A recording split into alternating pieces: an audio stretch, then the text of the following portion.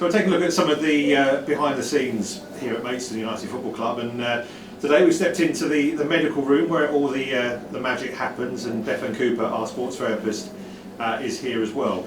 So we're just trying to give people a bit of a sense of what goes on during training, before matches, after matches, etc.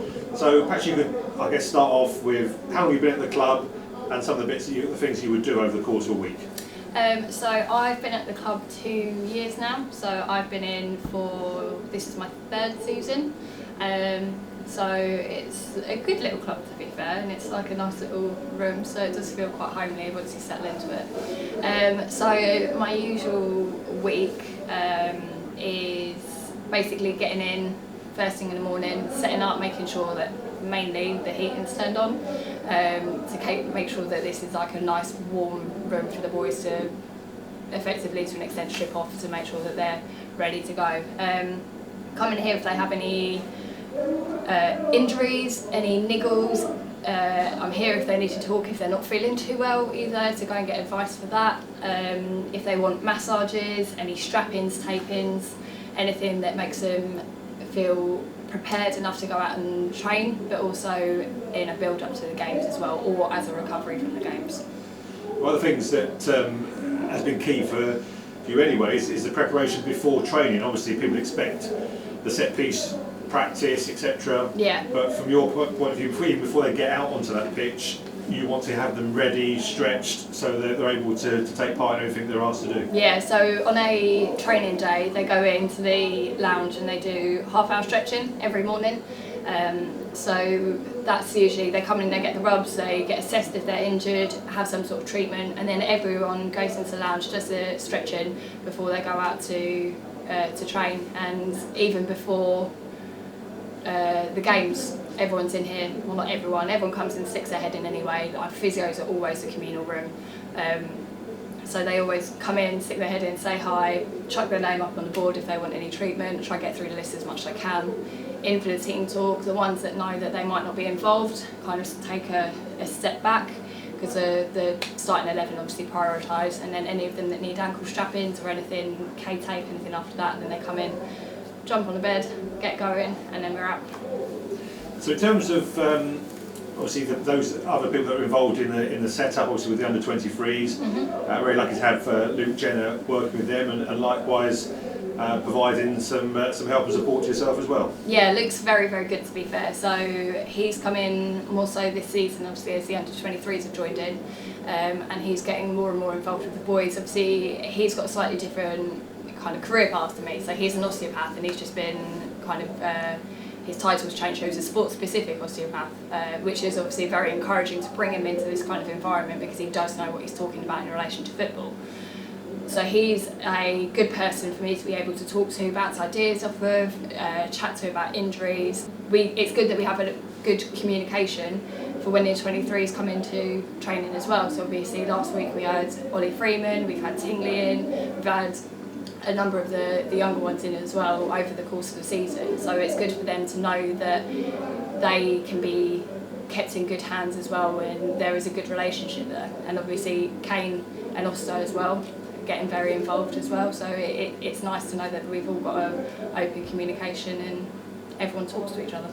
Obviously from a manager's point of view, they want every single player fully fit, ready to go whenever they need them. Obviously of late that's been somewhat of a challenge, but when things are in a better shape as we enter these final few months of the season? Yeah, so we've done quite well over the last couple of weeks.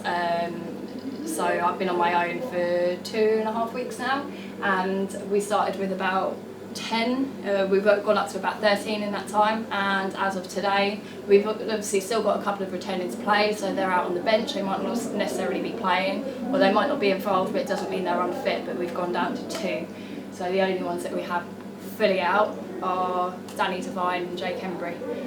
But I think going from pretty much a whole side that's got some sort of injury to 2, I think that's pretty good going.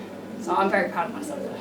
And that return to play bit is very important, isn't it? Because there can be that perception that, oh, you're fine, off you go. But obviously that can, if you go back too early, potential to aggravate what was there before. Yeah, so I'm probably maybe a little bit overcautious. So I've kept a couple of them back maybe a couple more days than they would do, and all of them have gone out today. Even Sam Corn is making a long return back to the pitch, so he's one that obviously we've probably been a little bit overcautious of, but now that we've had the reassurance from the consultant that everything's okay, he'll be back out on the pitch. So although they might not be the whole return to element, although they might not be playing, it's also the match fitness. We can do everything that we can out there to get them back. They can be training, they can be doing the 11-a-side games and training, but it doesn't necessarily mean that they have the full match fitness, and that is something that only they can pick up in games, really.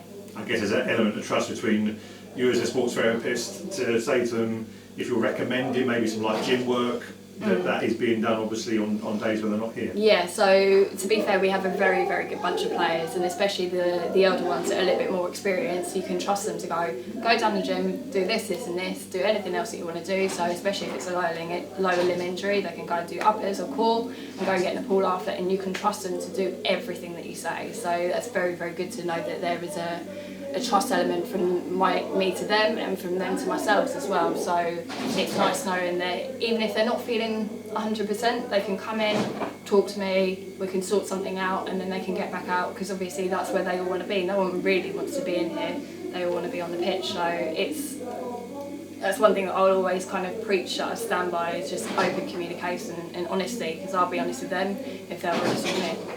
So. Finally, obviously we mentioned the first team, the under-23s, but also involvement from yourself with the academy side as well. Yeah, so I do the Wednesday pitch side for them, which can be quite entertaining at times. They're on par with the first team for a bit of drama, but they're a good bunch as well, to be fair. So the first and the second years, and even some of the third years that stick around to level 3, they come in as and when if they've got an injury, but they're usually quite good, to be fair, in doing what you tell them to do. And obviously if they don't do what you say, then it's their problem at the end of the day. I can only help them as much as they want to help themselves.